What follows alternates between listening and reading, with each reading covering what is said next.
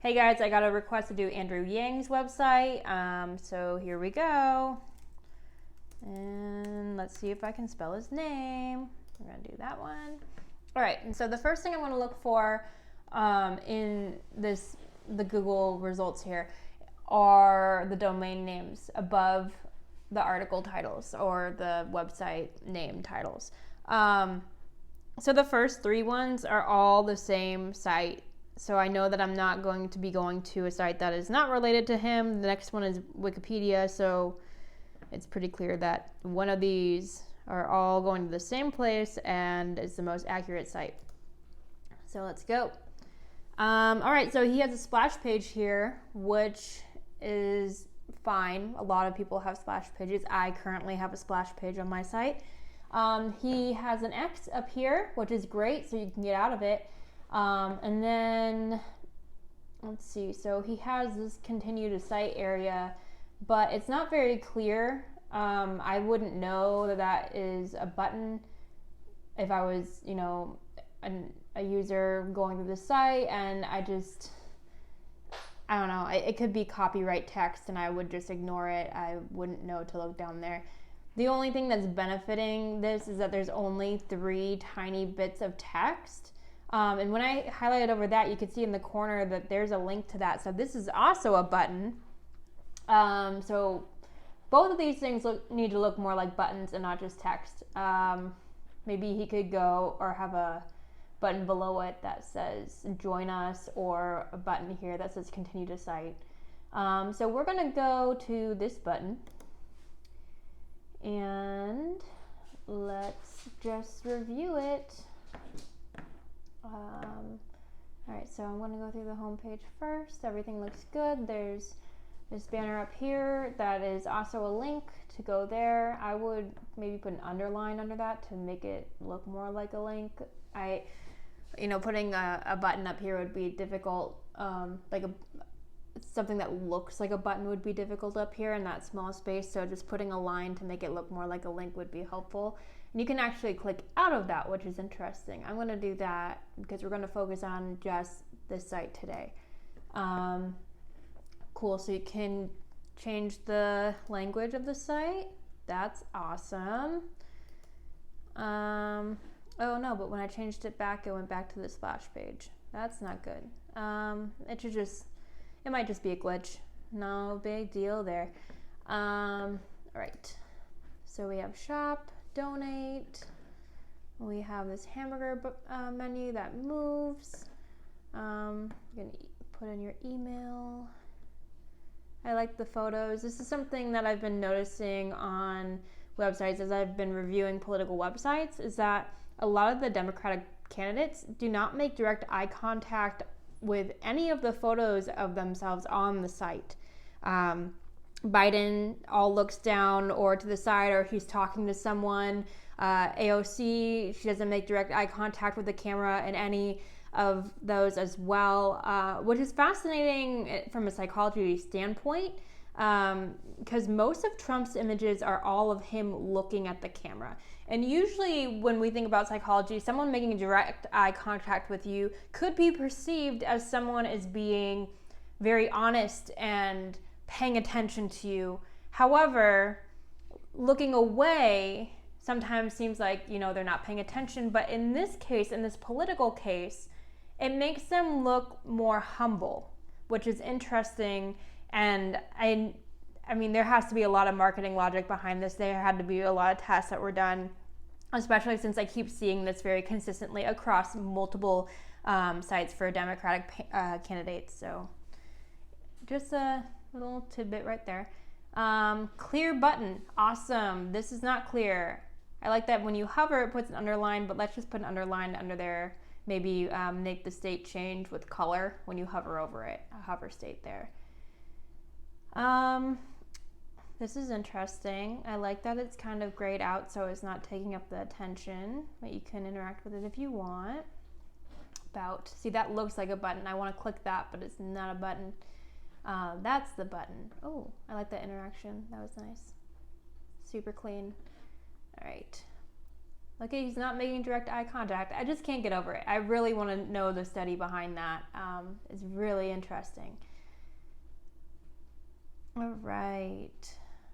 Learn more policies. Very clear here. Accessibility statement. This is all a bit small. Let's go review that. Yep. It is awesome, and I like how there's links to easy to understand links here. You can see that they're a different color, and when you highlight over them, they do different things. Again, maybe just change the color. I don't like that every time I go back, though, it keeps going to the splash page, and that's probably just a glitch. It's not like a dark UX pattern or anything. It's just not fun. I guess it's not a great user experience. It's not bad, but it's not great unless you keep going back and forth, and then it can get annoying. Righty. Let's see. This is very clear. You can tell that this was mobile. This is very mobile friendly. Let's try this one. Cool.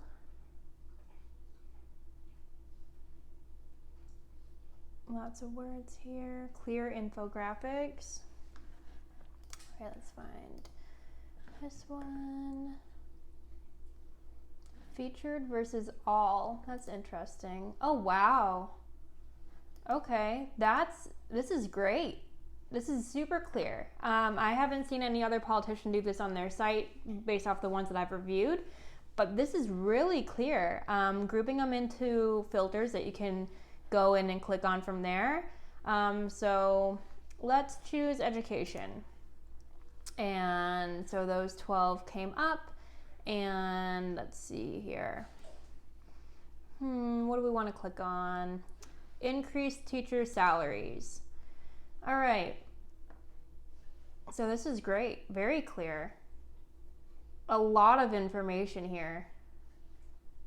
That's awesome. All right, we're gonna go back and let's see if it goes back to the splash page. Okay, good. So yeah, we have these focused ones, and then we have this. See how it changes color? That's great.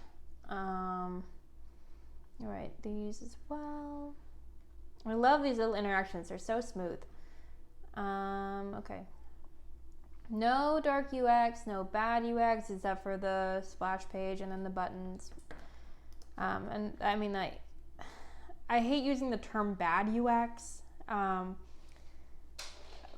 but I mean, we can always improve our UX. I wouldn't consider something that isn't like the most amazing UX bad UX, but so I apologize for using that term, I guess is what I'm trying to get at. But I love this. This is fantastic. I just want to go through all of the different things, select them, deselect. Oh, can I go more than one? Oh, this is fantastic. I honestly, like, if you are making a website and you have a lot of information, apply this to your site. This makes me really happy. Okay, I'm gonna go somewhere else before I just become obsessively clicking on that. Here we go. Lots of videos. I like that he made these smaller because on the last couple pages we did see big full screen videos, and I don't know if you guys have noticed, but I have a big screen here, so it's kind of in your face, but the smaller ones are nice. Let's see if I clicked on that. Nice. I like that it's highlighted. Let's see if I highlight it and then go away. Oh, well, it would be cool if it kept that highlight, but it's still pretty nice. Alrighty, events. Uh-oh, well, that's fine. That makes sense. Oh boy. Okay, so I'm wondering if the other site, this one, the Move Humanity Forward, is more developed, just because these things here, if he's not currently being active that makes sense for him not to have events or volunteer, but I would put like a normal, like there's nothing here, instead of have a broken link. That's not bad UX again. It would just be a better experience in general. And the store is closed. See, something like that. Just something really simple. Hey, we have no events coming up. Sorry about that. Go back to our site, kind of thing. And that, a nice button here that would be like, hey, just go back to the main site. That'd be awesome. All right, let's do the hot ticket item. I don't know if we can donate.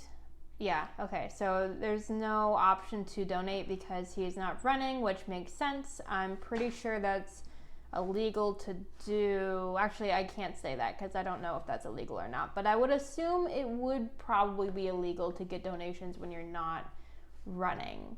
All right, so I'm gonna go here, even though I said I wasn't gonna do that.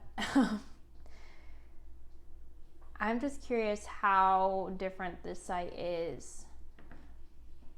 So he has a different team, not a different team, but like a different agenda at this. So it looks like he can donate to that. So let's go in here and see how you can donate and where it's going to and all that fun stuff. All right. Woo. Very clear. Look at how big this is. This is awesome. Yeah. And someone pointed out in one of my other videos, the difference between Biden's and AOC's site was really interesting because they are all from Act Blue, and his is as well. You can see down here. So the comment was pretty much saying that there shouldn't be any disparities between the sites because in general they are the same host site. They are going through the same people, so shouldn't their donation portals look the same and have the same UX? Well, this is the third one that we've seen, and this one's completely different than the other two as well. So I don't know if the candidate can make their own kind of layout, if that's what they want to do, or choose preferences. The one thing that is consistent is this narrow rectangular box with everything in it. But besides that, they're all pretty different, but there's nothing pre-selected if we're going to go down that path. So nothing pre-selected. So I'm going to go here and I'm going to type in $1 like I do. And then it goes, yes, see, this is clear. This is like AOC. She had the check mark, no, only donate once. Very clear. And then you can go back and forth. And so it's not auto-selected to make it monthly. That's great. We're going to put in a fake credit card number, see what happens. Oops, I put in too many 5s. All right.